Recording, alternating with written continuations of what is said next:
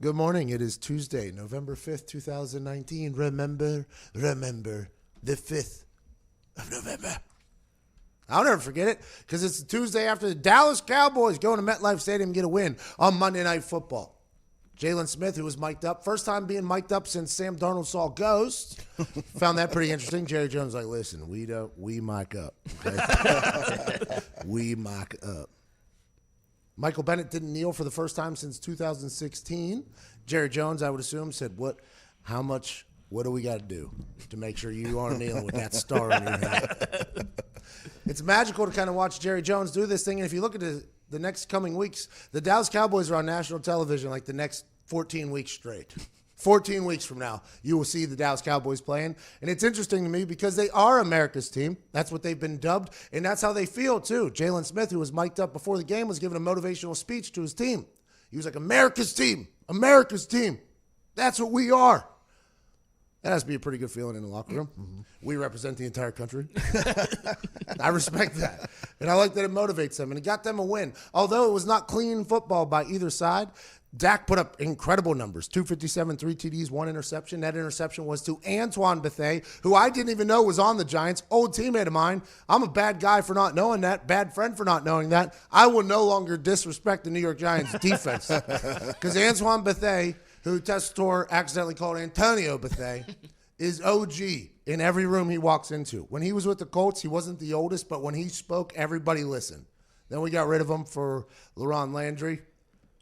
Didn't work out. I mean, he wanted to be a hybrid safety DN, which, by the way, I think he could have been.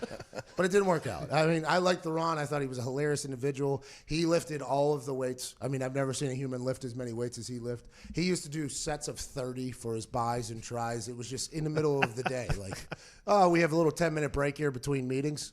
Let me go do 120 reps of buys. It was insane. He was a physical specimen. It didn't work out for us how we thought it was going to, obviously. But Antoine Bethea, whenever he was released, was a shock through the locker room. And now that he is on the Giants and he's in that locker room, I will no longer say a single thing bad about that Giants defense because Antoine, Antonio, AB, OG, whatever you want to call him, will beat somebody's ass in there if they're not playing their absolute hardest. So that team is trying their hardest. It doesn't matter how hard you try. If your quarterback's a turnover machine like Danny Dimes was, he's a rookie. People got to remember that. That's going to happen. But now the Cowboys are on a 2-game win streak. Are they going to win the Super Bowl? America's team. America's team. That's what they are. We'll find out today. It's 11:03 on this beautiful Tuesday, November 5th. Evan Foxy plays some Chase Rice. It's the perfect occasion for a little vacation from the heart of the nation. Not your medication. 2 hours of magic. Let's give it a go. Ladies and gents, it's the Pat McAfee Show.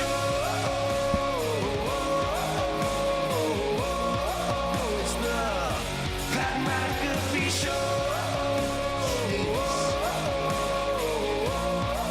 It's the Pat McAfee Show. Yes, it is. Chase Rice, I appreciate you. He's on tour. If he's in your town, go check him out. We're in Indianapolis, Indiana, sitting on a casting couch. Uncle Todd McCombs, how you doing, Todd? I'm doing good. Feeling good. How about those Cowboys? How about those Cowboys? Finally, America's team looking like America's team. Hey, that's a team we can get behind here as red-blooded Americans. DJ Nick Moraldo on the ones and twos. How's it going, Nick? Great, man. You think Jerry made Jalen slip in that America's team reference? Yes. You're mic'd up. You got to say it. Yes. Mm-hmm. Popeye's Chicken with Deshaun Watson and Stephon Diggs and Jerry Jones. That's also marketing. Listen, remember the key points here. Who's mic'd up? Jalen? All right. We're the Dallas Cowboys. We're America's team. And ain't nobody kneeling. Make sure you get that in. Make sure you get all that in. That's great marketing for them. But by the way, if that's their selling point, I can appreciate the fact that the locker room rallies behind that. I got a chance to represent the United States playing soccer as a teenager overseas. And when you're representing an entire country, 50 states, from Maine to Florida, Southern California, all the way up to the northwestern tip of Washington, Alaska, and Hawaii, just means a little bit more. And if that's what the Cowboys are fighting for every day, if it's the Olympics every week, if they're representing the United States, and they go to, I appreciate that. And I'm happy that they're on a 2-game win streak because America on a couple-game win streak in the history if you look it up. I mean, we hit some rocky patches. Mm-hmm. As Cowboys have as well. Yeah. But I feel like we're going to survive. At Tone Diggs is here. How's it going? He's engaged. What's up, bud? Was not a huge cat guy, but now definitely a huge cat guy because the cat won me my bet last night. Yeah, the cat. Everybody's saying Black Cat shows up. Giants points run. That's what they're saying. That Black Cat showed up and took over the show, by the way. Kevin Harlan doing play-by-play on it was magical. That's the difference between radio and TV, by the way, because whenever you're calling radio or talking in radio, you have to paint the picture for people. Kevin Harlan did that in a hilarious fashion. And I've only been a cat guy now for a couple years. My lady, my fiance, brought an entire zoo into my house. I had never been around a cat before, and I have a cat that has 10 toes. This thing's name is Teddy, and he is the depiction and reincarnation of actual Garfield. This thing gives less dams than that Black Cat did last night, and I've become a cat guy ever since then. They poop in a box, they clean up after themselves, they shower themselves, and they will swat your ass right in the face if they don't like what you're doing. That cat last night was incredible. I didn't think there was any chance they were going to get it out of there, by the way. Cats do what cats want to do. And when you corner cats, by the way, not good. No. Not good. That's a little lion out there. You know what I mean? That's a little lion that just came out there. Just micro size, almost like the movie Downsizing. That's what a cat is, basically a lion downsized. It is not as ferocious, but it's still a prick. I mean, it's still a prick. So I thought I thought that was going to be at least, now you can't see the cat because we have the. That's on me. But we gotta censor him out, actually. I've been on, I think, MetLife when a squirrel came on the field. And this squirrel came on the field, and I caught it. I think we caught it literally before anybody else because I stand on the opposite side because I like a little bit of move. So if the action's down on the far left side, I'm standing back on the far right side, probably with some equipment managers, Vinatieri, some other people. And while we're standing there, I'm just kind of drifting around. I look, and I see a squirrel on, like, the 22-yard line. And I'm like, oh, this is going to be awesome. We got a squirrel on the field. And then I mean, I've seen a lot of football. I usually pay close attention. There's something going on down there, though. All I'm watching is a squirrel.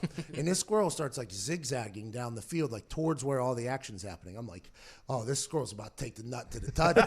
This squirrel's about to go. And, like, all of a sudden, me and the equipment managers and Vinny would start clapping it on. And then the camera operator in the stadium, kudos to this person. They get a shot of the squirrel, like, right before a play's about to go. They go straight to the squirrel. Ref stops the play. And then all of a sudden now it becomes, he's at the 50. He's at the 40. And this squirrel goes all the way in, touchdown, right? Place erupts for it. And then it just sits there. It's just like it's basking in it, like basking in its glory. And then it's like, well, what do we do now? You had to wait for this thing to leave. So they start trying to scare it. The squirrel's just not budging. And then the squirrel finally goes off on its own time. I've always wondered, though, what happens, like, sometimes there's halftime shows, like the dogs that catch the Frisbees, they'll start humping each other. Like, what happened if those dogs don't want to stop? Like, what if that cat didn't want to leave last night? Well, what if that cat put everybody on skates and was just shaking the entire place, and it was 30, 40 minutes? What are they going to do? Nothing. That cat was very nice that it left that way because that cat could have shook everybody on that field 3 times if it wanted. I think you play the game with the cat on the field to see what happens. That cat? Think about the cat getting in on a pile. The cat has the ball. That was awesome. That was so cool. Somebody should have broke out a big laser pointer. That's the winning combination, by the way. Any cat, that is hilarious. Imagine Goodell just phoning in. Will somebody get a damn laser? At Ty Schmidt is here. Ty, how you doing, bub? Doing pretty good. I do feel bad for Cowboys fans, though, because the more wins they start to rack up here, the higher likelihood that Jason Garrett's going to be sticking around next year. Oh, what if Jason Garrett's getting wins for him? Do they want Jake? Hey, by the way, it looks like a new Jason Garrett. It's almost like Jerry Jones told him to watch a TV copy like Nagy did for Trubisky. Come on. He was like, yeah, a lot of smiling. Like, let's just act serious a little bit. Because last night he looked like he was like intense. He was. They got a lot of shots of him pulling his mic down and spitting, looking real tough. He's a good spitter. Yeah, oh, my God, they're backing into our studio again. It never ends. How often do we have to deal with this? I don't know. What are they Like, doing what the- back Tell there? them to stop again, or They what? only do it when they know you're here. Zito, can you please go tell them to Yeah, stop? I got you. Zito yelled at a truck just a week ago because they were backing into our studio. It didn't help, by the way. They continued to beep the entire time. But you're 100% right. It looked like Jason Garrett had a little rebrand last night, which I appreciate and respect. He's like much more dead serious. But that team, if you can win a game, you can win a game. Even if it's an ugly game, that's good for you. But that was a very ugly football game. The starting slow is going to catch up to him, too, because you play a team that scores touchdowns instead of kicking field goals, then all of a sudden you're down like 21-3 or whatever, and you can't rely on Zeke to just, because he – You just heard Zito yell at a truck. Oh my god! But that's gonna come back to bite him in the ass eventually. I think against good teams down the stretch. Coming out of bye week too, so you gotta give him a little bit of leeway there. But that has been a trend of theirs. I like watching Ezekiel Elliott play football though. Yeah. I like watching him play football a lot. And by the way, I liked him watching Saquon Barkley too. Every time Saquon Barkley would have a big time play, they would cut to Zeke, and you could see Zeke one time go, damn. Like, you could even see him just respect it. I like that there are two just throwback incredible running backs on primetime television last night, and they both played well, by the way. Because if one of them has a dud, that ruins the running back position even more, you know? Last night, they both had big nights, and I think that's good for the running back position. I thought it was good for football last night. I thought it was a good game last night. Ugly, but good game. Zito, how'd it go? We just heard you yell there. They stopped. Yeah, I heard that. Are they going to continue? Are you tired? You all right? It was a hike. What did you yell? Keep it down. Oh, okay. Like that'll louder. Thank you, Zito. At Viva La Zito there. Yeah, thank you. A man who can really do it all for you. Did you watch Monday Night Football last night, or were you Call of Dutying? I was dutying. Yeah, he's been dutying for 14, 15 hours. It's a good dutier. And Heavy he is. duty. Some would argue he's one of the best dutiers of all A time. heavy dutier. Heavy dutier.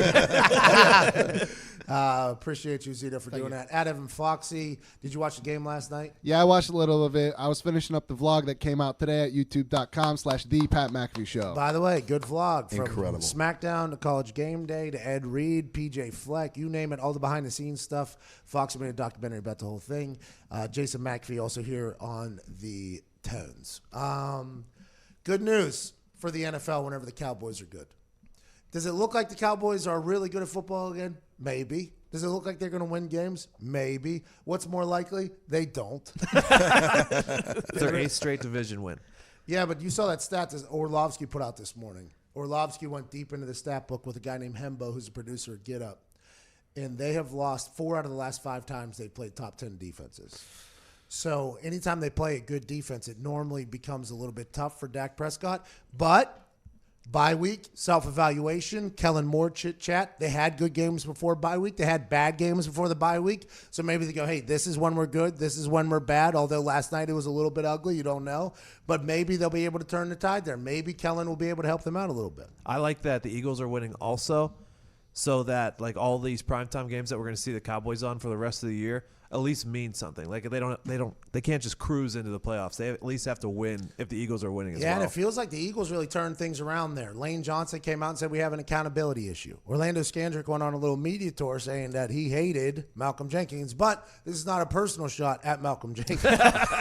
Sure felt like it. They called a team meeting. Carson Wentz looks like he's playing better. They got the running game going. Mm-hmm. I like the way Peterson coaches, but that team looked like they were off the rails there for a little bit. It looked like the Eagles were about to be dead birds, but instead they've completely flipped it around, looked like a team with some fight. They did well against the Bills. In about 20 minutes, we'll be speaking to Lorenzo Alexander, the 45-year-old linebacker for the Buffalo Bills. Incredible leader, all pro, all of these things. Can't wait to chat with him about the Buffalo Bills and how they've been going. But also we'll talk to him about that Eagles team. Mm-hmm. We'll talk to him about why'd that happen, because the Eagles went in there and blew them out, right? Mm-hmm. But this happens in the NFL, by the way. Good offenses, good defenses, get a wake-up call where they run into a buzzsaw and it's like, oh, damn. Because the only way you can get better is if you get exposed. And you have to get exposed to get better. Because then you find out a glaring weakness of yours. Maybe it's not focusing enough on a game that doesn't seem to matter. Maybe it's your run game can't stop here. Maybe whenever we run this, they take advantage of this. These are things that happen through a season. That's why a season is vital. That's why the 72 Dolphins is so insane. The fact that they went out there and didn't lose at all and saw no weaknesses is insane. With that being said, I was on a team that could have done that. And I was way too young to even know what I was a part of. My rookie year, I just show up on a team that goes undefeated until we choose to lose. Then we lose the Super Bowl to Drew Brees and that baby. I'm like, guys, no worries, we'll be back next year. And everybody's like, yeah, that's not how this works. That is not how this works. Unless you're the Patriots, I guess. Mm-hmm. Is part of that wake-up call, does that show that a team's starting to get too predictable? I don't know. That's a great question. I'm so sorry. Come on. I thought you were telling me to take a hike. Why are we bringing that up? I tried, Ty. Like in Green Bay's instance, I figured, well, maybe they were getting a little too predictable. That's why they had problems with that matchup. I think that potentially happens with teams that run the same plays. Like Andy Reid. That's why Andy Reid season always happened, because he just emptied the clip too early. Like he couldn't stop emptying the clip. There was no discipline. But now he has so many weapons, he can just continue to create plays. So Andy Reid season would come where they would blow the doors off of everybody for a long time, and then somebody would get it and it would stop. So that maybe becomes too predictable, but I think it's just people learning what you do and what you don't do. And also some days it's humans. Like some days people just don't show up. Like that happens. And it might not be on every position, but it's in a couple key positions. If your offensive line decides that they're all going to have a bad day, they don't decide that. You don't know a bad day is coming. It's not like, you know what, I'm going to play like ass today. Nobody does that. It's just sometimes it happens. And whenever an entire group or a couple select positions it happens to, that can really change a lot of things. Now people saying like, oh, this is the new team. Well, yeah, if this guy plays like ass out of nowhere again, there's a chance that that's going to happen. But it's also, you got to remember, like that's the difference between video games. Like your rating is 98 or whatever in a video game. Like humans have ebbs and flows. Like that's just a natural thing. Not everybody's going to be able to be a 98 every single day. Even Tom Brady has bad days. You know what I mean? That's a good point. So that is a thing that really happens. So whenever Aaron Rodgers said that we needed a piece of humble pie, maybe people just weren't taking it as serious anymore because of how good they were and how more. So human nature is almost like, you can almost get content. Now, with that being said, if you are 0 forever and you win one game, there should be no thought of you getting complacent. Brian Flores said he's going to have a talk to the team about not getting complacent after winning one game down there to the Miami Dolphins. He was asked about them getting complacent, and he said, I think it's human nature. Who asked? One of the reporters. Who asked that question? This is Hey, Coach, saw the Gatorade bath. Saw the first win of the year in a game that you weren't trying to win. You worried about your team maybe feeling too good about themselves, too complacent? Who's asking that question, and why is that person allowed in press conferences? I thought it was hilarious. Yeah, he said, I think it's human nature. It's easy to feel good about a win. I think it's something that I need to talk about with our team after really any success. Really, it's not necessarily one win. It's just success. Listen, boys, I know the only winning we've been doing is in cornhole in the locker room. But we can't be getting too complacent. Don't buy the hype. Don't read the press clippings. Everybody's going to be saying we're incredible. Okay? Don't read it. Good for B-Flow, though. He's a young head coach. You got the Gatorade bath? First NFL win. Got to get that. B-Flow is what they call him, right? Kyle Van Noy. Yeah. Mm-hmm. I think they got it right down there in Miami. I think B-Flow is going to be a good head coach. Mm-hmm. They're playing hard for him? Their previous head coach, that guy stinks. He's with the Jets now. But hiring the right person takes time. Time that you often don't have. But you shouldn't let a time crunch get in the way of finding the right candidates for your business. That's why LinkedIn is the best place to post your job. LinkedIn job screens candidates with the hard and soft skills you're looking for so you can hire the right person fast. What are soft skills, Pat? Ty just asked. Those are things like collaboration, creativity, adaptability. LinkedIn looks beyond the work skills and connects you with candidates who match your business perfectly. That's how LinkedIn can make sure your job post gets in front of people you want to hire, people with the skills, qualifications, and other insights that help LinkedIn paint a better picture of potential candidates. It's no wonder great candidates are hired every 8 seconds on LinkedIn. Insert dramatic pause for 8 seconds to say, wow, somebody else just got hired at LinkedIn. Find the right person meant for your business today with LinkedIn Jobs. You can pay what you want, and the first $50 is on them. Just visit linkedin.com/Pat. Again, that's linkedin.com/Pat to get $50 off your first job post. Terms and conditions obviously apply. Go find the perfect candidate for your job post at linkedin.com/Pat. We'll be back on the other side. It's 11:19. This is the Pat McAfee Show. It's not. It's 10:19. The clock is still. Damn it. Daylight savings. It's 10:19. Here. 7:19. There. 9:19. Somewhere. This is the Pat McAfee Show. We don't know how to fix it either.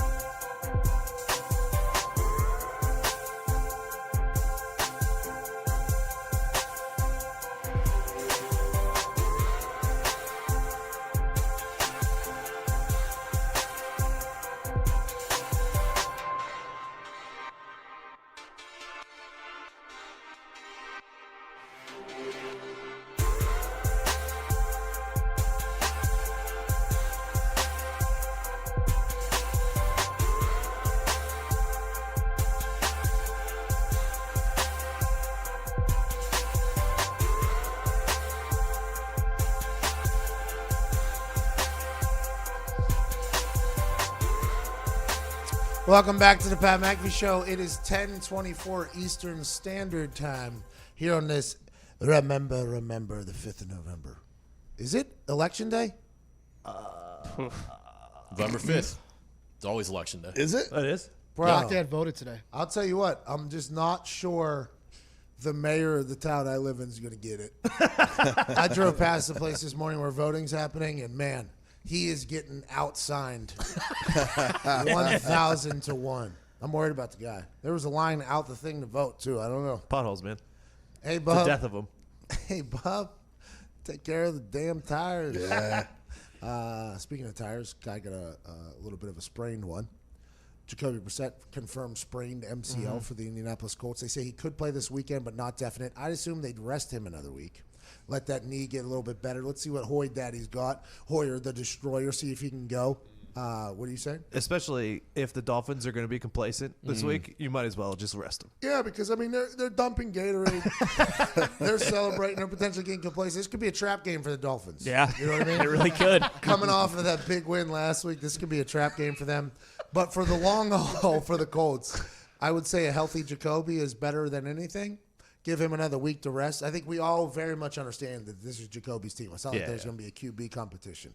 Even if Hoyer does incredible, that's what Jacoby has done thus far. So, stinks for him. Cam Hayward, though, just absolutely demolished a human into him. That's going to happen. Best case scenario. Go ahead. I would never root for this. So I'm going to say, like, maybe Hoyer gets a stomach bug. Nothing serious. Swag Kelly comes in. No, come on. Come on, dude. We're trying to win a Super Bowl. I like Swag Kelly. I think he did incredible in the preseason. He's built for the preseason, by the way. Playing with guys he doesn't know their names, plays that they don't know how to play, X's and O's just drawn on the sand, run around making plays.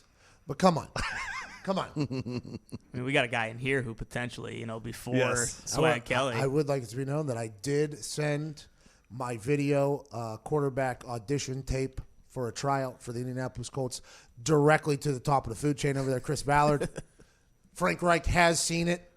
He sent me back some tips and techniques because, believe it or not, Frank Reich, the head coach of the Indianapolis Colts, was actually my quarterback coach my first couple years in the NFL. I was the third-string quarterback, and Frank Reich and I would go through an entire quarterback class basically every Saturday after walkthrough. I had like 20, 30 plays that I could have called. Now, granted, that's only 10, 12 plays that I can audible to the other side. Let's count those as 2 plays. So you know the offense. I knew that offense. I don't know if Frank Reich's running the same offense as the Indianapolis Colts, but there for a little bit. I could tell you just about what's going on when Peyton Manning was yelling things there for a little bit. Sat in signal meetings whenever they were trying to create signals. Got a chance to call some plays. And my quarterback center exchange is very clean. Doesn't matter whose booty hole I'm getting up in there. I'm pretty good at it. It was usually whatever practice squad center they had for the week. So I'm up in some random booty. Hold in there now, big fella. Frank Reich did coach me, though. He said he didn't enjoy my he said I seemed a bit reckless with the ball. He said, I taught you better than that. He gave me like a 4-point outline. I'm breaking down everything. It was hilarious. I like the way Coach Frank Reich is coaching. I think he'll be able to get Hoyer ready. Let's give Jacoby a week rest there. That looked bad. I mean, I'm no doctor. It looked bad. Josh Gordon passes the Seahawks physical, is ready to go for the Seattle Seahawks. The rich just got richer in Seattle. They had Tyler Lockett, a man who has yet to fornicate because he's waiting until he gets married. He has Russell Wilson, who's an incredible freak athlete. You got Pete Carroll chewing his gum and making things happen. Now Josh Gordon goes to a player-friendly organization that can hopefully take care of him for the long haul in a mental health standpoint. And I would assume Russell Wilson is going to be very thankful that not only does he have Metcalf now running, he's got Josh Gordon, a guy that can go over the middle, can go get it. That Seattle Seahawks team just got infinitely better immediately. And I think Pete Carroll's a good guy to have in Josh Gordon's corner. Yeah, the people who are like, well, that's a weed legal state. Like, so was Massachusetts. Yeah, so, we were the people saying that, though. I mean, in those people's defense, that are saying that, we went on an entire rant about how, I mean, we did predict that he was going to go to the Seahawks, though. It was, that was in the Saints we said made sense. Yeah, the Saints and Seahawks, we predicted he was going to go there. And then that spun into an entire conversation about, Seattle for Josh Gordon, not great. What's going to happen, blah, blah, blah. And then we got like 45 tweets that were like, yeah, weed's legal in Massachusetts too. He was just fine. It's like, Well, actually, weed is legal in Massachusetts. Josh Gordon, you can be who you can afford to be. Josh Gordon is so good at football that all these speed bumps that he's hit has afforded him another opportunity in the NFL. I hope he takes advantage of it this time with an organization that looks like they can do some real damage. Are you surprised that he made it all the way to the Seahawks on the waiver claim? Like, they're pretty far. They have a good record. They're pretty far down. Packers were next. I think they would have grabbed him too if Seattle wouldn't have. I think you have to. I don't think you know. I think you have to submit. Yeah, you submit before knowing anybody else, and it kind of falls to It's you. like a silent auction almost. Yeah, it is. It's a silent auction. It's like you put your ticket in there, and if yours just so happens to get pulled, like you get it. So I don't know if the Packers know if the Seahawks put in a claim for it, because I always wondered how that worked too. I'm like, okay, so anybody can just pick them up. They're like, yeah, but you got to put in a bid, and I don't know if your bid is something like your risk. I don't know. I don't know how it works. So it's not first come, first serve. It is. Yeah. Well, no, it's If worse. you get your claim in first, it doesn't matter. No. Seattle was 19th in the waiver order. Yeah, it's how your team is. Yeah. Like the It's like draft. fantasy It's football. like the draft, yeah. Yeah, so you have to put in the claim, though. So, like right now, the Bengals, if they put in the claim, they would have got him get because they're the worst team in football right Okay. now. And then it goes the opposite direction. But I don't think you know who else is put in for him. And that's probably why the Patriots waited until after the trade deadline to cut him, because if it was before the trade deadline, anyone could have went and got him. He wouldn't have had to go through waivers. Yeah, it's interesting, though, that a team that could potentially face the Patriots did get him. I wonder why nobody else put a claim in for him. I got to think he's a game changer, especially if he can be your 3 or your 2. I mean, come on. Yeah, he is. Right there, he's the 2. I don't think he's the 3. I don't think you put him above behind Metcalf. Metcalf. No. Even if he Lockett. doesn't. Even Lockett's if, really good, Yeah, too. Lockett's the one, I think. Yeah. I think Lockett's one, especially because of his connection with even if Josh Gordon's a better wide receiver than Lockett, Lockett's the one there because of his connection with Russell Wilson, even though Russell Wilson can make, I think, Gordon look very good. What, you got to teach him, 4 plays? 3 plays before going in there? Like, hey, this is what we're going to line you up over here, and this is what you're going to do. We're going to line you up over here. This is what you're going to do. I mean, that's something that you can get a wide receiver involved quick. I mean, you see it all the time with the New England Patriots. They get a guy, and it's like, bang, you're in. Here we go. Here's 5 plays for you. I thought it was interesting that they did a lot of research on Antonio Brown, and Russell Wilson also wanted Antonio Brown, but then they ended up going with Josh Gordon is the less risk now than Antonio Brown. I mean, it's weed. I think as society changes even more so, it's like, oh, this guy, this entire thing about him is just because he smokes weed. This Stephen A. Smith thing, stay off the weed, is mostly because of Josh Gordon and the entire thing. And now as the world and as the society is changing its opinions on marijuana, as more studies come out, it's almost like everybody's like, oh, come on, this guy. This is all because he smoked a plant every once in a while? Hey, what, he catches footballs? No, that's what happens, I'd assume. It's very interesting. It's just like the people that are getting that are in jail for like 10 years for marijuana charges. They're all getting released out of prison. But not all of them. I guess there's some that are not. Lawrence Tynes, kicker for the Giants, his brother is in jail for a marijuana distribution. He's been in jail for like 20-some years or something like that for this. Oh, he's under those old crazy Yeah. laws. Yeah. That's Yeah, terrible. it's insane. Lawrence Tynes, by the way, great kicker, clutch kicker for the Giants. He's become a little bit of a savage on Twitter. I don't agree with everything he's saying, but he's becoming a savage on Twitter. And then all of a sudden I saw him tweet at Trump and was like, hey, how about my brother, inmate number, blah, blah, blah. He's like a 20-some of a 30-some year sentence for marijuana. I'm like, I can't believe you guys used to do that back in the day. I can't believe you olds, Todd, you old whites. Ron Reagan. Say on no him. to dope, right? That was the thing. yeah. I'm happy that's getting changed, though. I think the world is getting better, even though a lot of people think it's getting worse with the social media stuff. So do you think the league then kind of feels responsible almost for like robbing 2 years of his career in his prime? I don't know. I don't think so. Yeah, I was gonna say, like, I don't think they really I care. would assume that they're not thinking about that. They're just adapting with the times, because there was the laws, So it's like the league lives in their own laws. Obviously, if you play for the Denver Broncos or the Seattle Seahawks or the Patriots, you still can't smoke weed because under the United States of Goodell, you can't do it. Right. In the United States of America, you might be able to. In your state, you might be able to. But under Goodell's leadership, you can't do that. Or under the NFL's leadership, you can't do that. So, I mean, it's a little bit of a different world there. But I think as everything starts changing here the next couple of years, we'll look back on the Josh Gordon case and be like, man, wait, he didn't work where because of weed?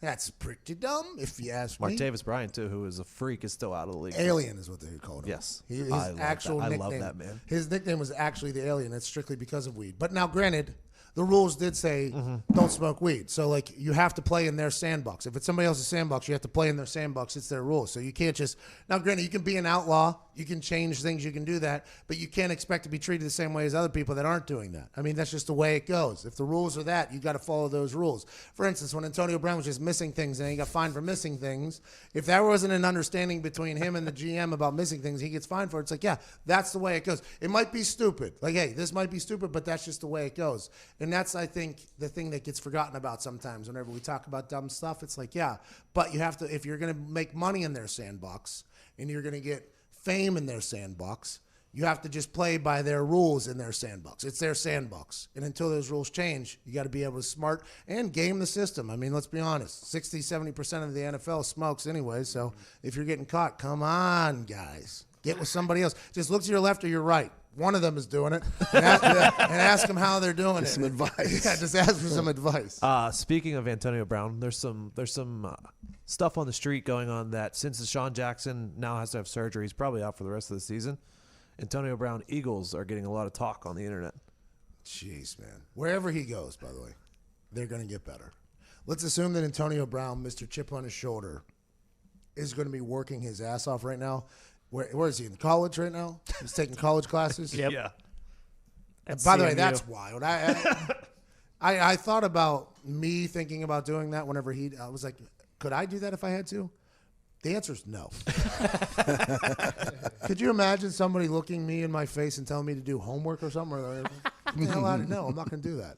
But that's their sandbox, right? So I'm not signing up to do that. The fact that Antonio Brown is signing up to do that was insane to me, especially with how everything was going. I'm like, he's going to be able to just to have other people tell him to do homework and do this and do that, because that's what you are. I mean, it's their world. There's no way he's doing that. But I can tell you what he definitely is doing, and that's staying in shape.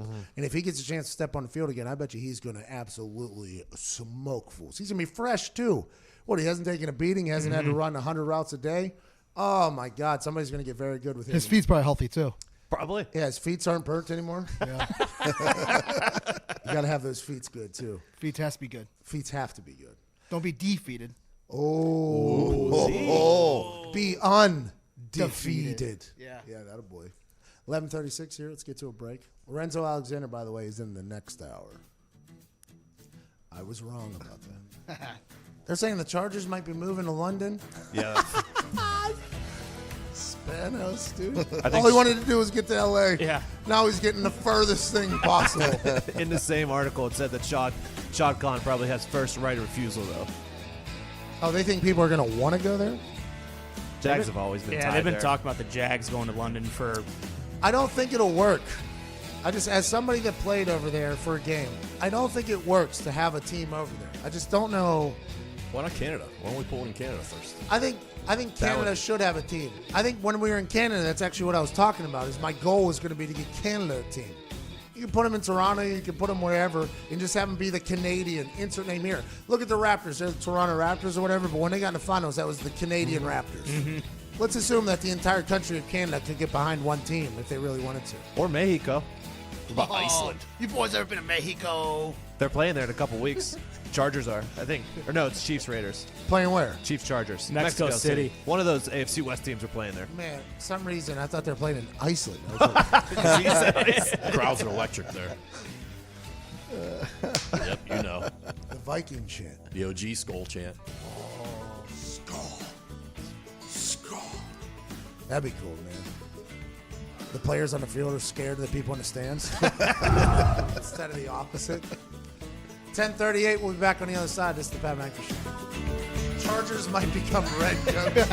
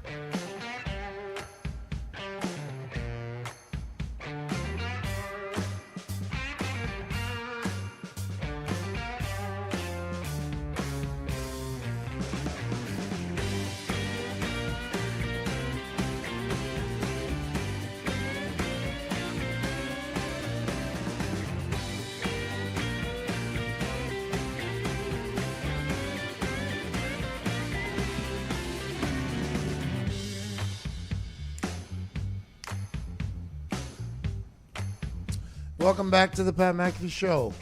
It is 10:43 here on this 5th of November. Go vote. I just did like a really good thing right there. Yeah, You did. You know what I mean? Like, I think that was a very good thing of me. As an American, yeah. People on Twitter, whenever they tell other people to vote, they really grandstand themselves. Oh, yeah. You should vote. It's your civic duty and right to do so. And also, comment below that I told you to vote, that I'm a good person. That's real. Welcome back to the Pat McAfee Show. We are in Indianapolis, Indiana.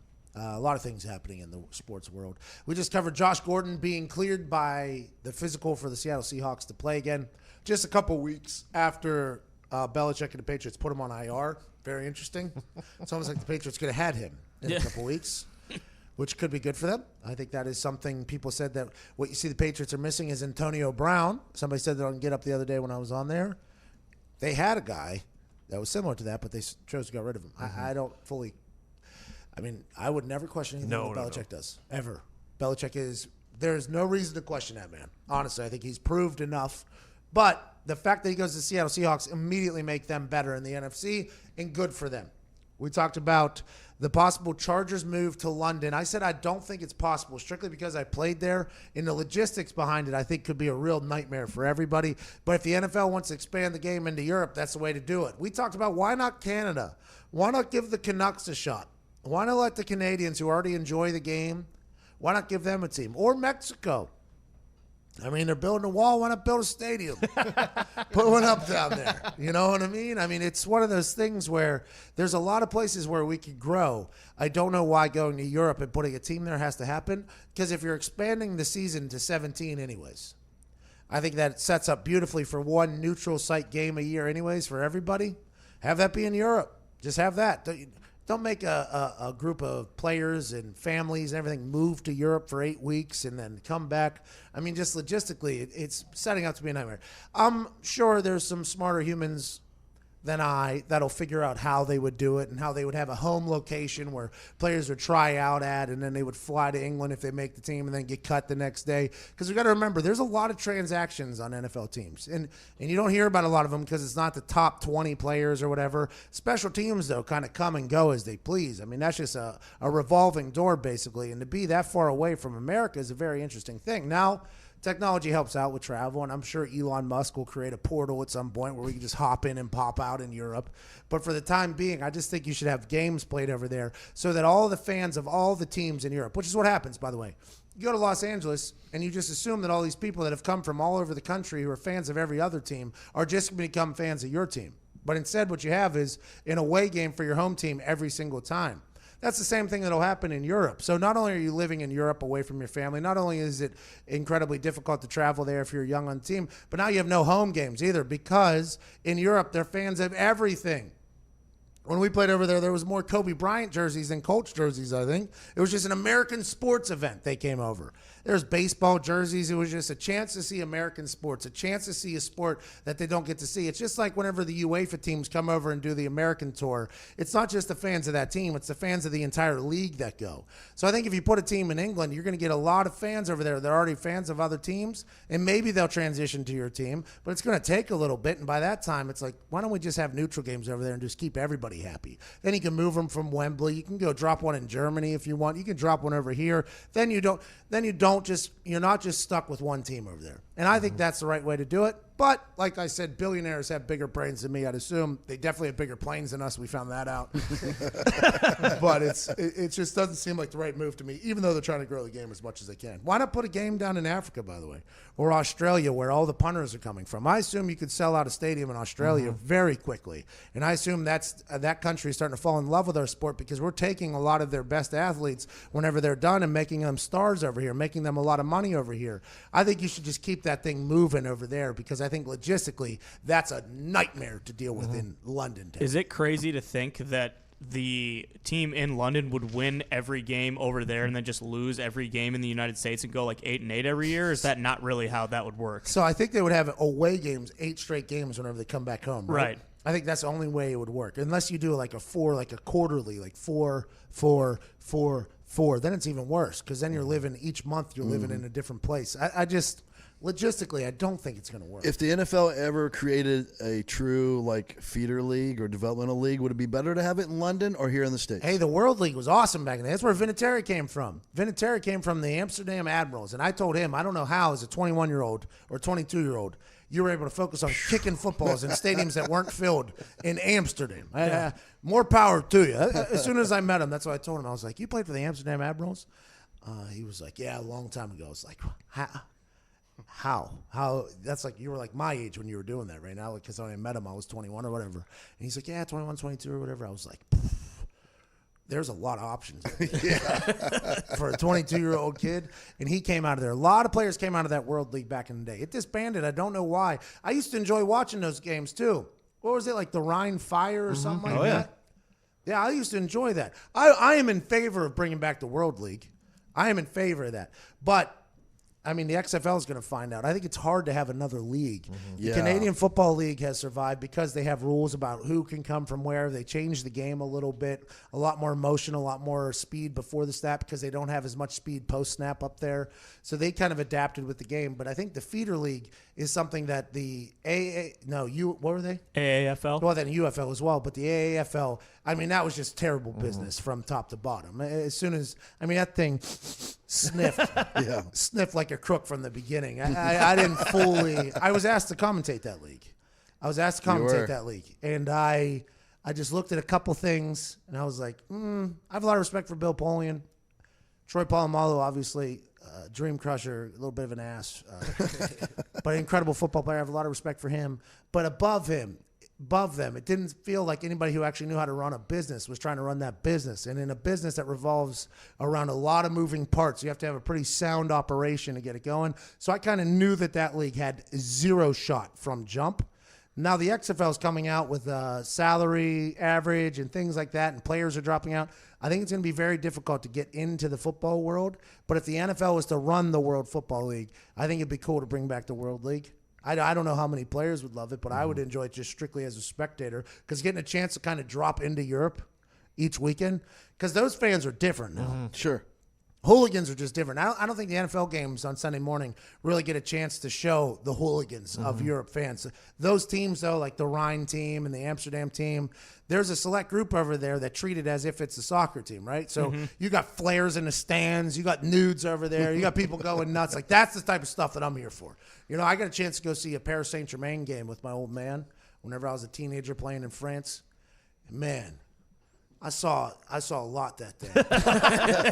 I saw a lot that day. There was literally like a fire in the hole moment when a flare got lit off in a crowd. I mean, it was just magical. And I think the World Football League had that in little tiny doses. Yeah. And I think that would be awesome to see in the football world because it's not on those 9 a.m. games or whatever. When you talk about like the 17-game season and doing a neutral site game for each team or whatever, I thought it'd be cool if you did like regional college. So Eagles and Steelers would play at Penn State. Yeah, like Texans and Dallas would play at like the Alamo Bowl each year. So you have those cross-conference rivalry games that are really cool in college, like the Red River rivalry and the largest outdoor cocktail party, Georgia, Florida. Not allowed to call it that. Come on, Tom. Can't do it anymore. Can't do it. Can't win with it. I don't work for the NCAA. Sure.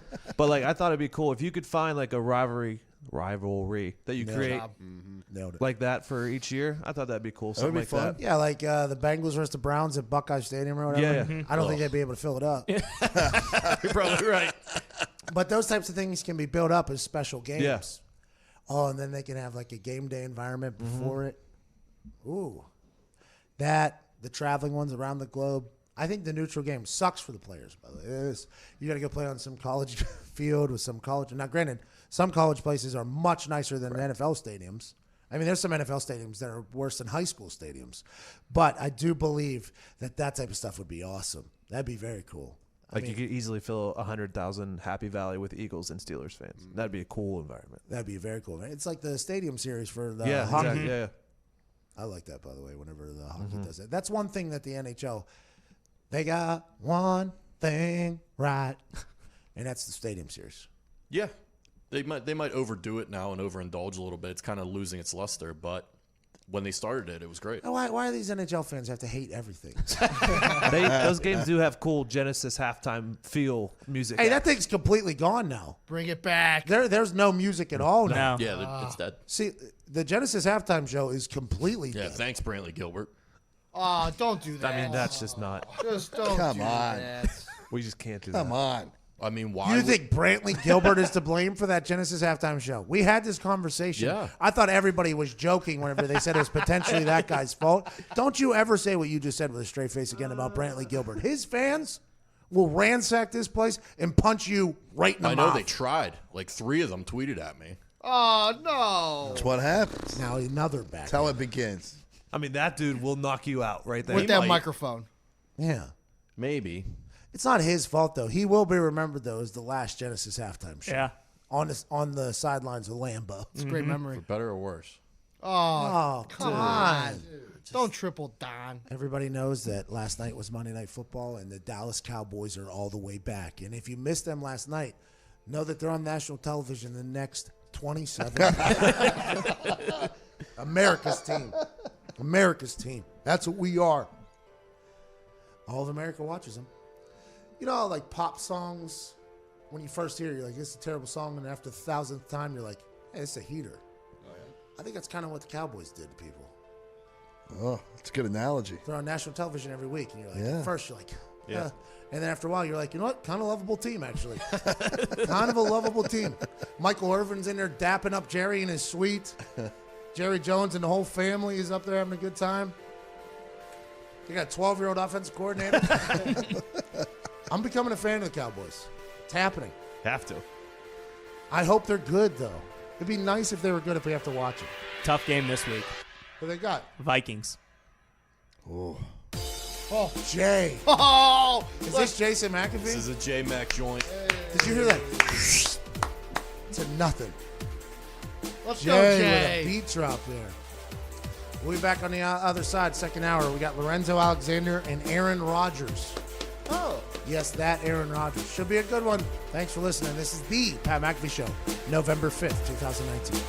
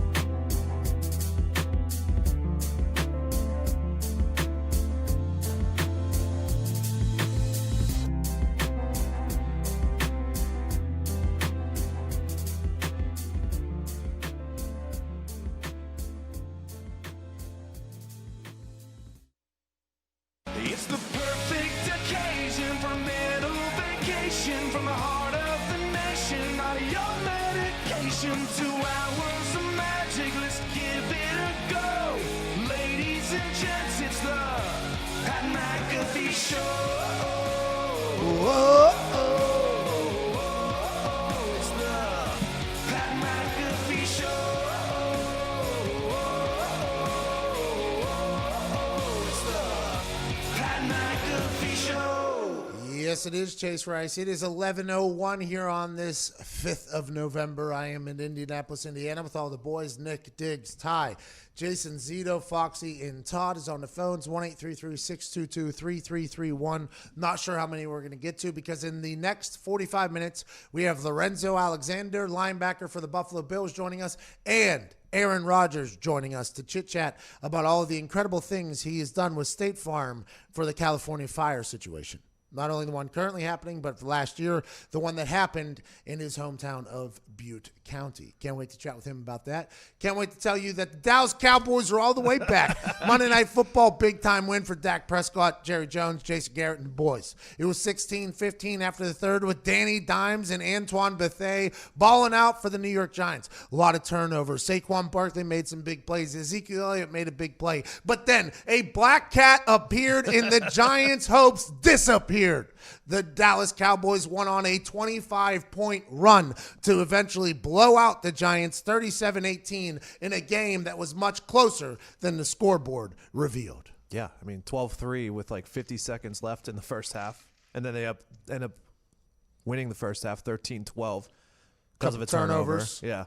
And And another long Maurer field goal. And Maurer hit from 50-plus in the cold, which is very impressive. I think he missed one from 50-plus as well last night, which is going to happen. But Maurer hits from downtown. That's what he does. This Dallas Cowboys team found a way to win an ugly game, which is good news for the Dallas Cowboys. Good news from the Giants, too, is they were in that thing in a game that this year is going to be one that they'll look back on and say, got away from us. But Danny Dimes is a rookie quarterback. These types of situations are going to happen. Turnovers, fumbles, forcing things, this and that, you name it. What have you, shall they say.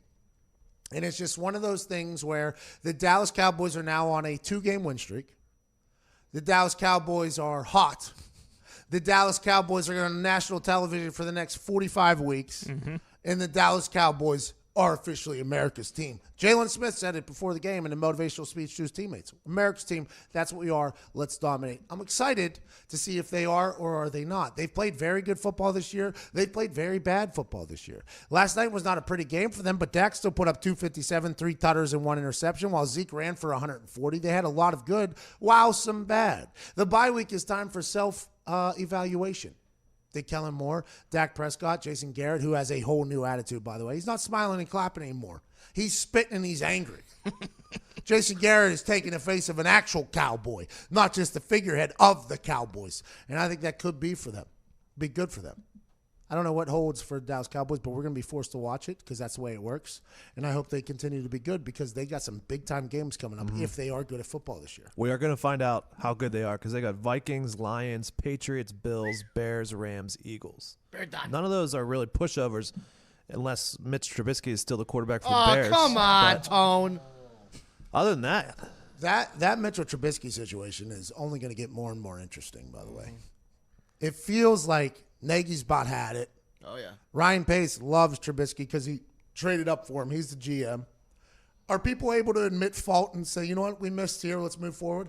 Or are people saying, hey, Nagy is not putting Trubisky in many positions to succeed? It almost feels as if Nagy wants Trubisky to fail. Is that what's happening in Chicago? I don't know. Zito, what do you think? I don't know. You're trying to break Chicago apart right now. I don't like it. Let's keep Chicago together. One team, one dream, guys. Well, there's actually 2 baseball teams there. We hate the other team. Well, what I'm saying is I understand the Bears are kind of what you guys Don. Bears are what you guys all kind of rally together. But I would assume right now there are many different viewpoints from the Chicago Bears fan base. Trubisky stinks. Nagy isn't helping. Ryan Pace refuses to admit that Mitchell Trubisky isn't great. And then you got the Hallis family. The lady is how old? 94, I'm going to say. So you guys love her, but you have no idea what to expect. It almost feels like the Bears fans are completely divided. Nobody knows which way to look. It was Cody Parkey's fault. It was this. It was this. That was a double doink. Now it's just expectation levels were set. They're not being met. That leads for a lot of room for disappointment, which Bears fans have felt a lot of in the last decade or two. Or maybe they're doing it on purpose and they want a better comeback story. Bears are known for a good story. Bear done. Oh, shut up. Wow. Wow. I hate that. The Vikings lose. The Packers lost. The Bears continue to lose. I mean, you have to find some solace in that if you're a Bear done Close fan. games, too. Close games. Which ones? The Bears? Oh, yeah. Yeah, but they all look terrible. Yeah. Like, they look bad. I can see how you see that. That's I see it both ways. Minus 9 yards in the first half, not great. They measured in inches. I think Greenberg said they got 19 inches of play in the first half or off, something yeah. like that. I lost it. The Bears are lost. Team that isn't lost, though, in the NFC, who might be found, actually, the Seattle Seahawks. Josh Gordon, incredible wide receiver of the Browns, then incredible wide receiver of the Patriots, gets on IR by Belichick now, passes a physical just a couple weeks later for the Seattle Seahawks, instantly making their team better in an NFC contender when they already have their quarterback on an MVP-type season. Yeah, and like I said before, their defense really is not having a great time stopping anyone, so they get a weapon so that they can play in these 30, 34, 33 type games. It's a shootout with the Seattle Seahawks. It's going to be close. Michael Lombardi, man who was a GM, who's also a coach at some point, and now he runs a gambling show, said that Seahawks team is prime for backdoor covers because of how their defense can't get many stops and how their offense continues to go. Granted, Michael Lombardi did not bet well this past week. No, I don't he think did not. anybody did in the NFL, though. It was a weekend of dismay in the NFL. But that's a good little point to have if you're going to go gamble with our friends at FanDuel. It's like, hey, remember that defense can't get a lot of stops. So at the end of games, there's a potential backdoor cover coming. If you want to be on the good side of that moment, hammer that. And being on the wrong side of backdoor covers is absolutely heartbreaking. I mean, it is demoralizing.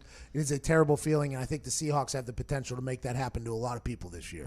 Shout out to Josh Gordon, by the way, hopefully getting his life on track. Jacoby Brissett's knee has been officially declared a sprained MCL.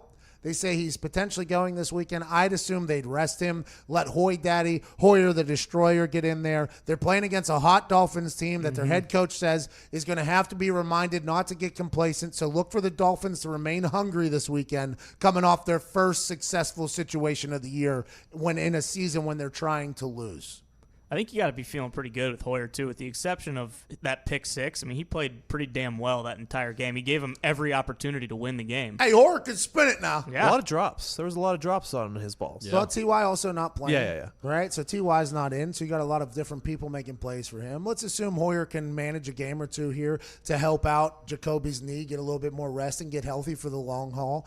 And I think there might be a conversation if Hoyer comes out and destroys about should Hoyer play over Jacoby. Know that I am firmly in the camp of no. I think Jacoby Brissett is an all-pro quarterback, but it will be nice to have two great quarterbacks on a team. If you have quarterbacks abundance in a league that doesn't have a lot of quarterbacks, you are in what we like to call a great position. Chris Ballard seems to be putting this team in a great position on a regular basis. We saw that when Hoyer came in and threw 3 touchdowns, even though he threw that one pick. Let's assume Hoyer can guide this team to a victory this weekend. Let Jacoby's knee get healthy for a long playoff run. My mouth's just watering thinking about Hoyer v. Fitzmagic, too. I mean, that's why we watch football, for those types of matchups. I completely forgot we're playing Fitzmagic. You got to bring out all the big guns. Yeah. Maybe Jacoby does tough it out. Fitzmagic can get Fitzmagical in the drop of a Fitzmagic cap. I mean, out of nowhere, he can go. And everybody knows that when he gets going, it's tough. He starts doing this thing. His beard starts growing like by the moment. And that's what he was talking about, B-Flow, when he said this team can't get complacent. We can't just rely on Fitzpatrick to make all the plays for us like every other team that Fitzpatrick has been on has relied on him to do. So you also look at a guy like Mason Rudolph, who's like just kind of milking a bag. I mean, not much to him. Fitzmagic is the toughest sumbitch in probably the world, without a doubt, the U.S. But I mean, this is a guy who you give him the opportunity to win a football game, he's going to go do it. Well, the problem with Fitzmagic has always been he's got that Harvard brain, but he's got like a a plumber's heart. Yep. Yeah, it's a great way to describe it. He will throw his face into a fire with zero worry of CTE or anything like that. He will stand in the pocket and allow 330-pound men spear him in the face. That is just what Fitzmagic does, and that's why anytime he's on the field, that team has a chance to be ignited, enlightened, and entertaining because he can get them going and rally the troops with the way he plays football. Yeah, I just don't understand why you had to take a shot at Mason Rudolph when complimenting Well, Ryan do you He Fitzpatrick. is a bag of milk. Yeah, I mean, yeah. I mean, he's the on- guy was dead, and he came back. Oh, don't bring that Yeah, up. Fitzmagic would have got back up after that hit and thrown a touchdown without his face mask on. Mason Rudolph just beat the Colts, so And he also beat the Dolphins and Ryan Fitzpatrick. Mason Rudolph, is he on the trading block? Yeah, because Ben's coming back and ducks the future. So Quack, quack, quack. You probably get at least, what, a fifth rounder from at Mason? least. At least a fifth, fourth rounder, especially if he keeps stacking his wins. He looked better than I thought he was going to, by the way. I think it takes him a little bit of time to get settled in. It obviously did against the Dolphins. And against the Colts, he had some big-time plays. I mean, the defense played Let's not forget, incredible. second-year quarterback. I mean, He's young. These things are gonna happen. He looks like that Taylor kid. What's that guy? I did not like that tweet. Lot- by Oh, Todd. Taylor Lautner, yeah. He looks exactly like Yeah, I him. did not Looks like that. Crosby. Arrgh. Sid Crosby. So Sidney Crosby looks like Taylor Lautner A little too? bit. I don't think Sidney Crosby deserves that, but Mason Rudolph does. I agree with that. Sidney Crosby, greatest hockey player to ever play a game. No, I still think Lemieux's better. So in your list of hockey players, top NHL players of all time, top three are? Lemieux, Crosby, Yager, Gretzky. Oh, shut up. Why are you so upset? For those Gretzky's number one, baby. For those listening, Gretzky has zero ties to Chicago. He has more ties to Indianapolis. Good than sandwich, Chicago. though. He has a great sandwich. I'm a big sandwich guy. And that's hockey talk, by the way. The fact that you have Gretzky at 4, by the way, is going to ruffle some feathers, I would say. A recent Gallup survey shows, and that's hockey talk. A recent Gallup survey shows America's from the top, from the top. I got to get this in quick. A recent Gallup survey shows Americans worry more about burglary than almost any other crime. More than mugging, which is a form of burglary, more than terrorism, more than car theft, and even homicide. Wow. Murder? According to studies, just over 10% of break-ins are planned beforehand. The rest are spur of the moment. Crimes of opportunity. In other words, random. So if it's a thing you're scared of most and it happens randomly and you don't know what to predict, why wouldn't you have a security system? Only 1 in 5 homes have home security, and it's because those companies of the past made it too difficult to have home security. Too much hassle, too much intrusiveness, too much money, too much this, too much that. And then Simply Safe transformed the home security business by breaking down these barriers to get you the best, most reliable, and comprehensive protection available. Simply Safe protects every door, window, and room with 24/7 professional monitoring. Their police dispatch is up to 3.5 times faster because they use video verification. There's no contract, no hidden fees, and no fine print. It's designed to blend right into your home. No wires, no drilling. It's easy to order, easy to set up, usually in under an hour. And it's won a ton of awards from CNET to New York Times Wirecutter. Wow. Nothing to sneeze at. They don't just hand out those things. You got to earn them. There's a lot of people up for those awards. Simply Safe wins them all. Prices are always fair. Around-the-clock monitoring is just $15 a month. Visit simplysafe.com/Pat. You'll get free shipping and a 60-day risk-free trial. You've got nothing to lose. Why wouldn't you try? That's simplysafe.com/Pat. SIMPLISAFE.com/PAT. On the other side, we have Lorenzo Alexander, linebacker for the Buffalo Bills. After that, we have Aaron Rodgers. What an incredible remember, 5th of November. This is the Pat McAfee Show.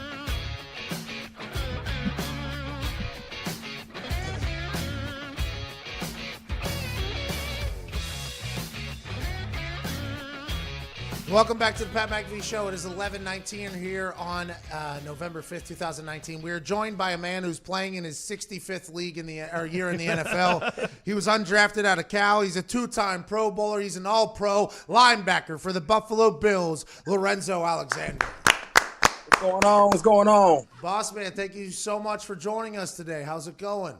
I'm doing great. Just hanging out, getting a little treatment here in the training room before practice and stuff tomorrow. Okay, I have a question for you. You're 36 years old?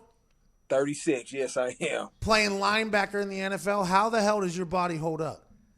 He's doing a pretty good job. Obviously, like I said, I'm in the training room. We got some of the best staff members around the league. But really, for me, it's just a change in the way the game is played. It's more of a space game. We don't have double days, none of that old school, 3-hour practice in the morning, 2-hour practice in the afternoon doing training camp. And so all those rule changes and just the way the game is trended has allowed me to still play in this league and bring a little uniqueness as far as the physicality and the way I play. Okay, so you're one of the only guys in the league that can truly talk about the change in the way the game has been set up through CBAs and through science advancements. A lot of people say the modern game is soft. Do you agree with that, or do you just think it's different? It's more speed-based? Yeah, it's definitely different. It's more space, obviously, speed, spreading things out. I think there's more of a consciousness about health and safety, which is huge. So, yes, it's softer in a sense as you can't do some of the things you used to do back in the day as far as tackling guys and hitting guys, but I think it's for the better because we always think about, the longevity of a guy past their career, playing with your kids, living into your 70s and 80s and the quality of life that you're going to have. So, yes, it's softer, but I think it's for a better quality of life, for the entire man, once they're done playing football. Okay, let's talk about quality of life now. It's a lot better when your team is winning in the NFL. Everything is better when your team is winning. This Buffalo Bills team is damn good, not being talked about a lot. What has been the thing that has made you guys better this year? That defense has been dominant. Yeah, I think the biggest thing is continuity. This is a third year in the system. We have several guys that have been here all 3 years. From a defense perspective, when you can have guys that you know where they're going to be at, know how they play, we know everybody's responsibilities. You're able to just make plays, fly around, and then when you have new guys to come in to add in, they get on board a lot quicker because you have guys that have already bought in and know the culture, know the system, and know how to implement it. And we have great leadership in every single room, and it's really been great to be around a team that's so close knitted. And so when things go bad on the sideline, there's really no ever finger pointing.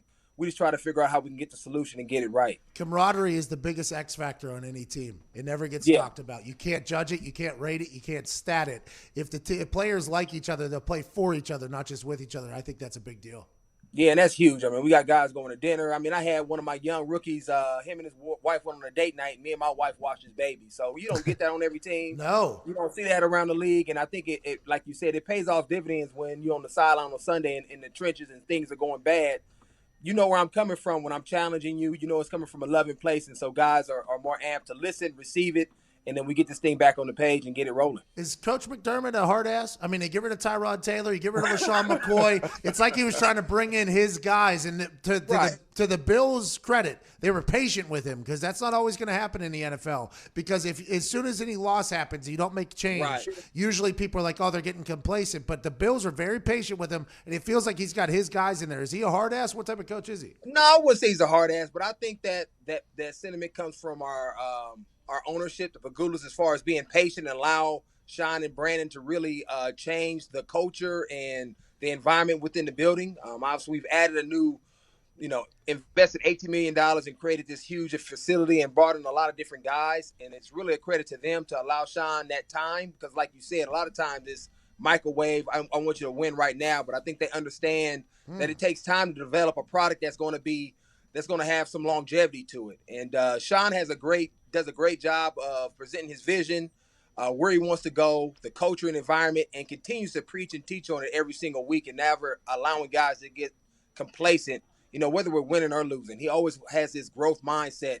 And is he a hard ass? I think a little bit. I think a lot of that comes back from his wrestling background.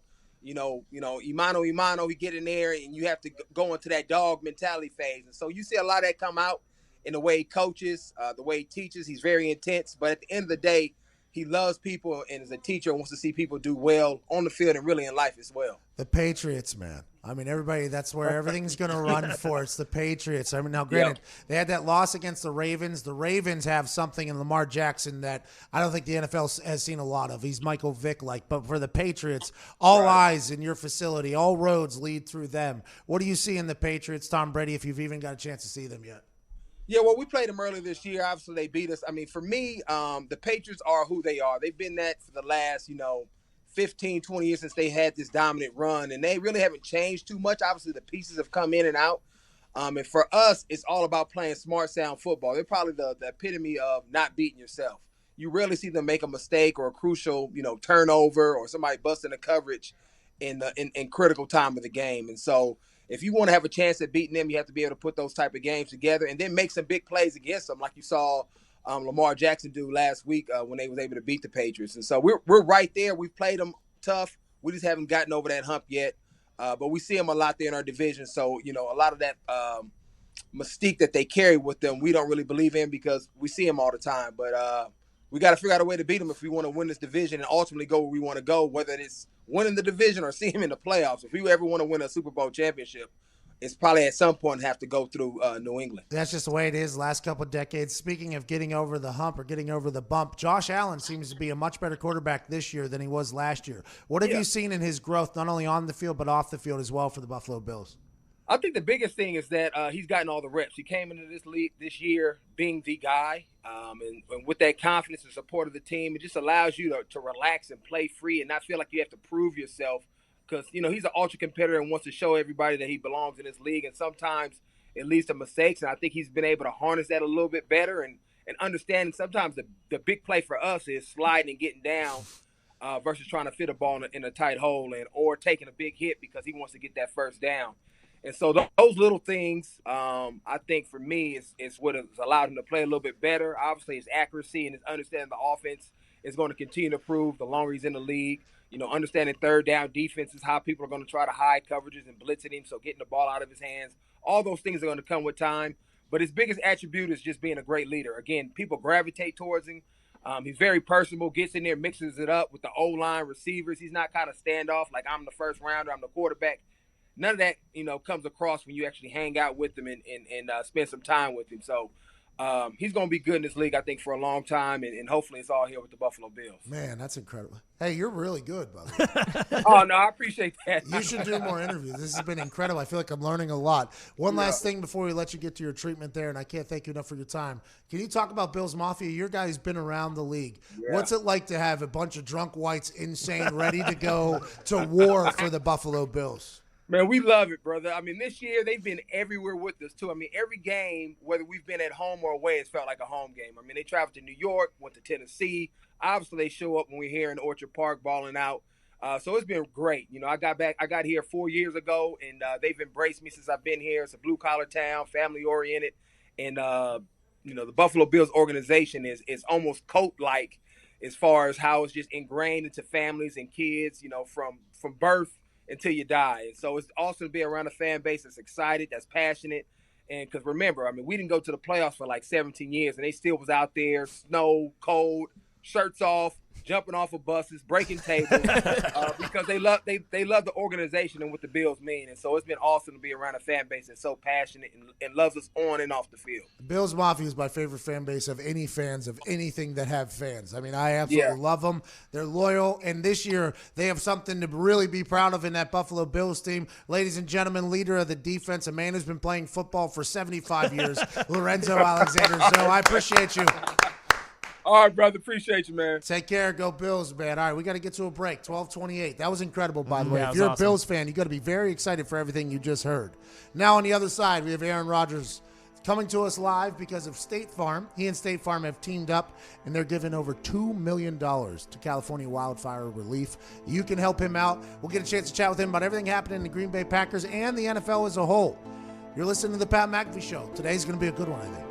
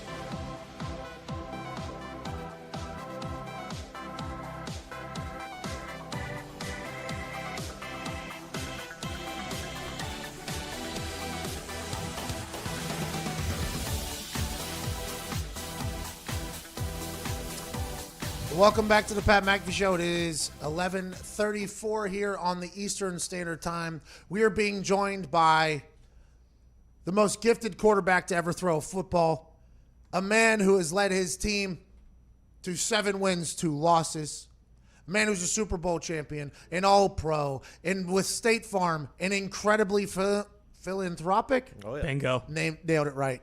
Ladies and gentlemen, friend of the show, Aaron Rodgers. Attaboy, Aaron. Are we live? Are we on?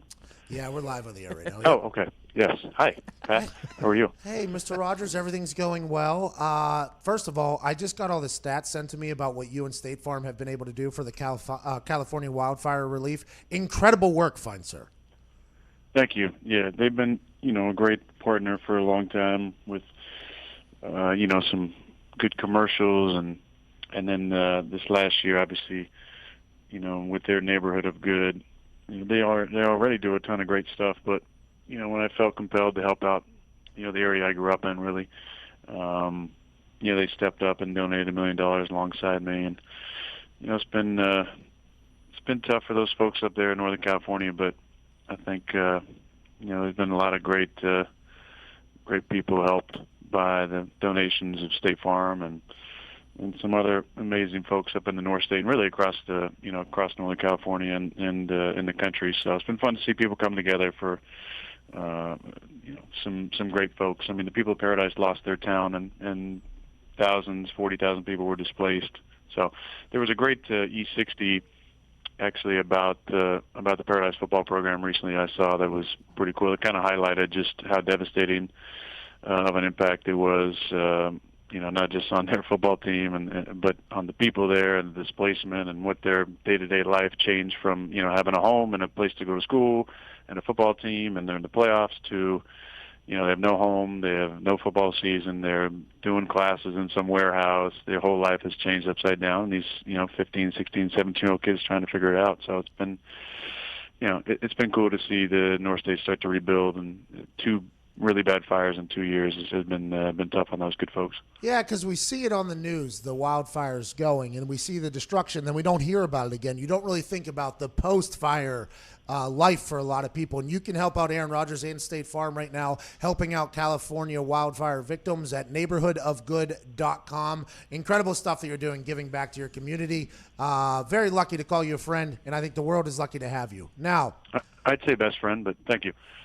Oh, can I say that? I've said it. I think you already have. First of all. You already have. Yeah, but with you on the phone, it's hard. You're a sensation, by the way. You're going everywhere, man. It's been fun to watch. I mean, knowing you for so long now and seeing where you were to where you've come, it's a rags to riches story, and I'm so proud of you. Yeah, now when you followed me on Twitter, it was a couple years back.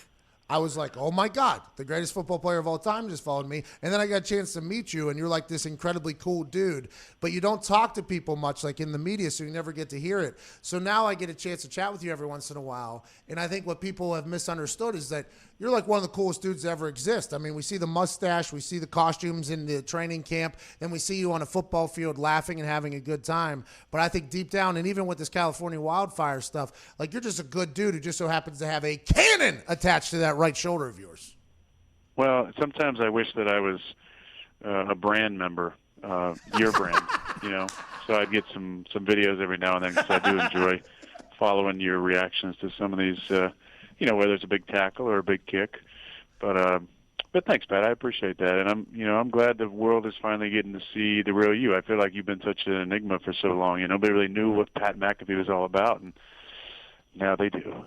Thursday night, anytime on ESPN, podcast, boom, NFL versus NBA showdown. Boom. Hey, champion, by the way. Undefeated in golf tournaments. No big deal. Hey, ever wear your belt around? It's right here in the studio still. It's a little bit heavy, to be honest. You guys made it too nice. We should have just got, like, knockoff belts. I'd be able to wear it more because these are, like, 30-pound belts. Well, it's for the core, That's incredible. All right, let's talk about the Green Bay Packers. Let's leave out this last week, which happens to every good team has a situation other than the 72 Dolphins where you have a little bit of a speed bump game. You called it a piece of humble pie. What did you mean by that? Were you guys, because you were hanging 50 on everybody, looking so damn good, do you think some people lost focus in there, or what do you think?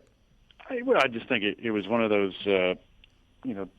perfect storms, if you will. We just we had a long trip. I don't think we were as dialed in as we have been in the past. We played a team that didn't their ability and their focus and their will didn't match their record. That's a team that won, I think, 12 games last year. Yep. It's a good football team. A great veteran quarterback and a lot of pride on both sides of the ball. And they played harder and played smarter and played more focused. And we, kind of took it on the chin. I think, it can be good for you when you take a bad loss like that if you respond. And hopefully we have the leadership and the grit to respond properly. So it just wasn't a good trip for us, and wasn't a good game, obviously. And that happens. By the way, this is something that happens with humans. This is the way it goes in the NFL. But there's so quick of a turnaround in the NFL, you can't have pity for you. You just got to move forward. That's what the season is, because if you let one loss become two losses, then you're a weaker team than ever. And what the team looked like that you guys had before this Chargers game was a team that looked like you guys were having a blast. I mean, that conversation, that candid convo that NFL Films caught between you and LaFleur about he wanted 6 touchdowns and you went out there and got it. And then the Aaron Jones having 45 touchdowns and you not being the main focal point of that offense. What has happened between you and LaFleur and that offense that has made it really hum this year so far? Well, first to touch on your original point, which was a good one. I think the key, like we talked about yesterday, was we can't be a fun-loving, happy, dancing, celebrating family, when it's going good. We can't be front runners. Those type of teams don't end up achieving greatness at the end of the season. We got to be a team that sticks together through adversity, and I was proud of the responses and the guys that spoke up yesterday, and the conversations that were being had, and the positivity moving forward from a tough day. But it has been a lot of fun with Matt. Matt is personality-wise a little different than me, so it's been fun to to loosen him up a little bit on the sidelines and joke with him and see his relaxed nature come out a little bit. I mean, because he's just such a driven guy. He's a grinder. He's driven to be successful and to win, and loves it. And it's been a really good working relationship. I think the relationship quarterback, the play caller, has been really good too, and just trying to get on the same page. And obviously, we were really bad on offense Sunday, but I think we had been really improving every week before last week, and we just ran into a team that was better than us on Sunday. We just saw a video of you dancing at practice. Great rhythm, by the way. I'll let you know that. Yeah, thanks for showing that. It was #Friday Feeling from the Green Bay Packers social media team. What is the difference between this offense and the offense that you ran for so long of your NFL career? What has been like the biggest difference? Is it like the wording of things, the style of things, the strategy? Because this is the first time you've had to learn a brand new offense, and I think it's something, as a very intelligent man that you are, you win Jeopardy all the time. You almost looked at it as a challenge, and I assume you're enjoying. Yeah, why don't you just answer? Why don't you ask the questions and answer for me, Pat? Because I feel like you're inside my head right now. All right, next question. I don't know the difference of the offenses, though. That is something I don't know. Yeah. No, the difference is it is a brand new system. I think from a schematic standpoint, we do a lot more condensed formations, bunches and stacks, and then motion, on a lot of plays. So we're constantly stressing defense on strength and eye discipline, where in the old offense, we kind of pride ourselves on beating you with rhythm and timing and winning one-on-one matchups, and we obviously, did that for a number of years. The Davante Adams comes back. What does he add to your team? Because you guys had a lot of success without him, and then he comes back, and now you get to add another weapon. Now, granted, Chargers game is an anomaly for your offense. Now that you have Davante Adams back, what does he add other than just being an explosive player? Well, he is an explosive player, and I think teams have to figure out how they're going to play him. He's progressed every week health-wise. That's the most important thing, because, the toe injury is not something that just instantly gets better and goes away. I think you've seen other star receivers deal with similar injuries, and we're hoping that he continues to progress with that and feels comfortable running the entire route tree moving forward.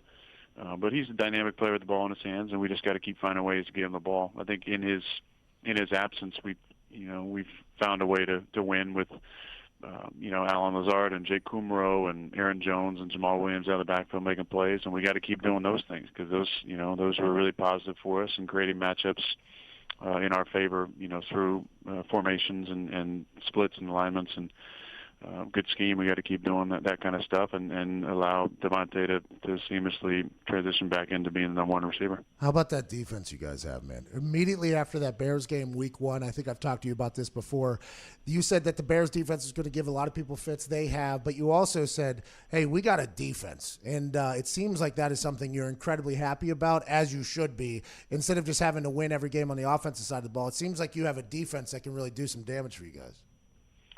Yeah, we do. Really like our pass rush. As we saw on Sunday, if you can win with a pass rush of 4, you're going to have a pretty good time on defense, and that's what San Diego was able to do, and that's why they, stymied us most of the day, and that's what I think we can do with our defense, and we have done this season, is get after you with a 4-man rush and then, be able to cover it up on the back end really well. Obviously, Za'Darius and Preston are having great statistical seasons with the number of sacks they've gotten, but for us it's been more than that. It's been the leadership they've brought to the locker room, and then the fun. I mean, Captain Fun is probably Za'Darius Smith. I mean, he is a fun-loving guy, and he's been a really positive force in our locker room, and much like I'm sure you were in Indy for years, Pat. Hey, that's a big deal. I don't think that ever gets the paycheck that it should, but that is a massive part of being a part of a team, is a good locker room guy. I agree. I'm not no BS. I agree with you. Have we ever figured out who the hell you were in Game of Thrones? We're still looking. I'm going to watch it a couple more times, see if I can see more than a partial face shot. But, yeah. The fact that the internet thought you were that guy that couldn't run was one of the most disrespectful things I've ever seen in my life. Yeah. Yeah, it was interesting for sure. Anything outside of football going on, or is your life just completely football whenever the season starts? No, bro. No, balance, my friend. Balance is very important. You have to have balance. I'm always looking for a new scotch to try. So any recommendations from you or the boys, pass those along. I forget what it was. I think my friend's dad, some would argue he's an alcoholic. I think he's Glenfiddich is his thing, right? Is that it, Glenfiddich? It's a single malt scotch so you don't get hung over is what he says. Glenfiddich? Yes, fantastic. Are you a single malt guy or mixed blend? No, I'm a single. For the same reason he is? Why is he? Because he's an alcoholic. He doesn't want to be hung over. There's no sugars in it.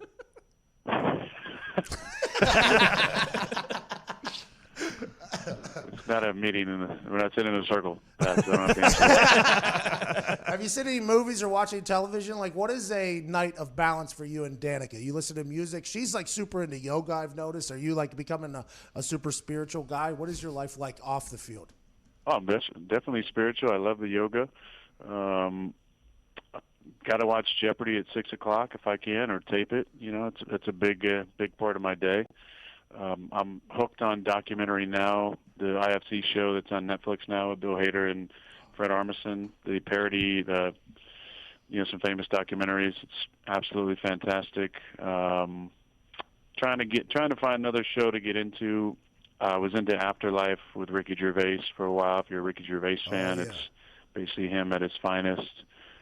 Dark comedy, beautiful, much like the British Office. Yeah, man, I don't know. There's a lot of sports going on recently. The World Series finishing up, the Bucks basketball starting up. Get off to a fast start. We're 5-2, so I got enough to keep busy, and we got this season we're going through too now too. I was called a bum because I don't know much about baseball, but I said this Nationals team felt like a team of destiny. Was I dumb for saying that, or it worked out for me? So I call people a genius. But do you think that team of destiny or momentum type thing is a real thing in sports, especially a sport that revolves around one person pitching good? I do, Pat, but I feel like you need to give yourself more credit. You have that voice where you could basically say anything, and with your inflection and your energy and your delivery, It's going to sound great. The Nationals were a team of destiny, Aaron. Tell me why they were. I didn't know you were a big baseball guy. I mean, you already know. I didn't know you were a big baseball guy. No, I did. Did you play? I'm not. No, I'm not. I can't say I'm a huge baseball guy. I enjoy playoffs. Yeah, I think that's everybody on it. And good stories. I think Washington had a really good story. So, yeah. Well, I was bummed out the Brewers got beat, but. Will you live in Wisconsin forever? Because I mean, you're a Brewers fan, you're a Bucks fan. The Wisconsin team looks up to you. You're a hero. I mean, everywhere you go up there. What is future for Aaron Rodgers? Do you think back California? Come on, Pat. You know the answer to this. Wisconsin. No. No, I mean, I think I'd love to split time between California and maybe a state that doesn't have a 13.2 state income tax when I'm done. But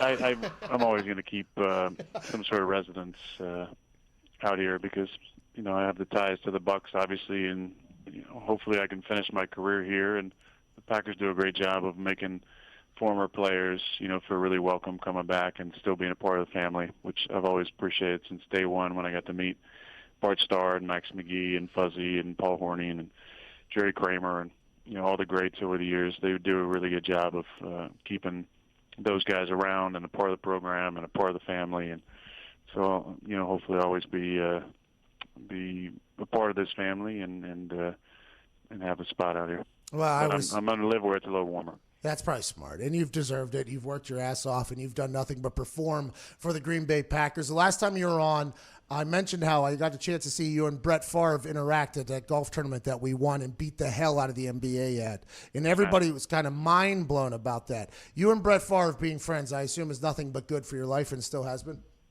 It's fantastic. It really is. I mean, I love Brett. I always had a great appreciation for him, but we were caught in the middle of a power struggle that unfortunately, broke apart Brett and Packers and Brett and myself. And, you know, I do give a lot of credit to Maura Mant, who's produced the ESPYs and NFL honors over the years. And she knows both Brett and I and kind of approached us about doing something at the honors years ago. And that was kind of the beginning of everything coming back together. We presented an award together, and we had surprisingly, because most of the stuff on stage at award shows is super scripted and fake and doesn't go very well. Agreed. But it was a really authentic moment where we didn't really talk about what we were going to do on stage besides reading our lines and then kind of reacting. And we had like a handshake and some reactions, and that was like the beginning, I think, for myself and Brett and maybe the fans of like, hey, it's time to let's patch things up. Like this is an important relationship for Packer fans moving forward. It was an important relationship for me, and it's been great to have him as a really, really close friend. He definitely rivals you and I's friendship, Pat. So you should be a little jealous about that. I'm sure you saw that on the course, but it's been great having Brett back in my life, and it's been a lot of fun. Is it the copper fit? I'll go to CVS right now and buy all of it. You're funny, man. Aaron, the work you've done with State Farm, not only in the commercials, is very entertaining and enjoyable, but this neighborhood of good, raising money for California wildfire victims, is amazing. 2 million plus counting. You can help out Aaron and State Farm by going to neighborhoodofgood.com and donating. People helping people, that's what it's all about. Aaron, can't wait to watch you and the Packers get back on track. Yeah, big thanks to State Farm, and big thanks to you, Pat. Keep up the good work, man. I love the Thursday nights. You're doing a hell of a job changing the way that we consume sports, so keep up the good work, man. Hey, that means a lot, man. And I'll tell you what, one day I'll get to commentate a game you play in. I was there for one. You got hurt early, and I can't wait to see what comes flying out of my mouth because you're magic to watch on the field, and you're incredible off the field. Ladies and gentlemen, absolute legend, Aaron Rodgers. Thank you, bud. Thanks, bud. Good dude. The best dude. The best dude.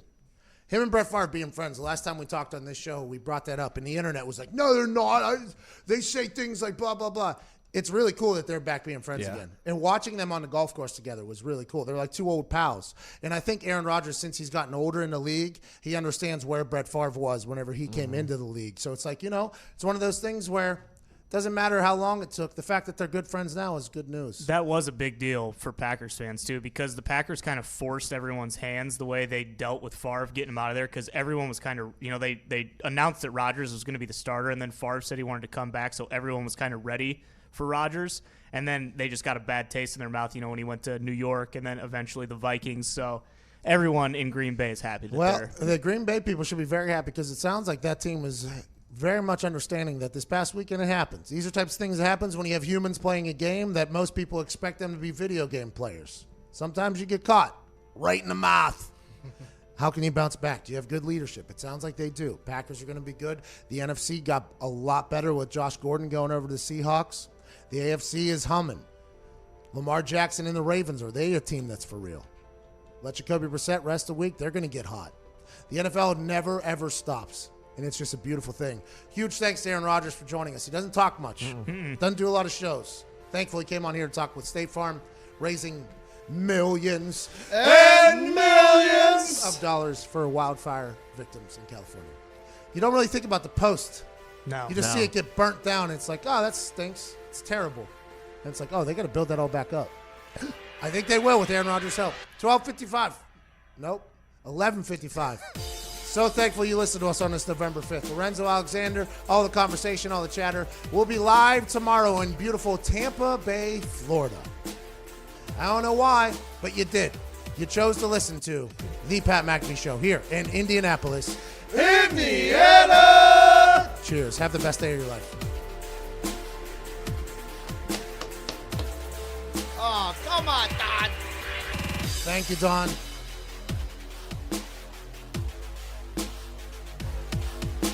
Thank you.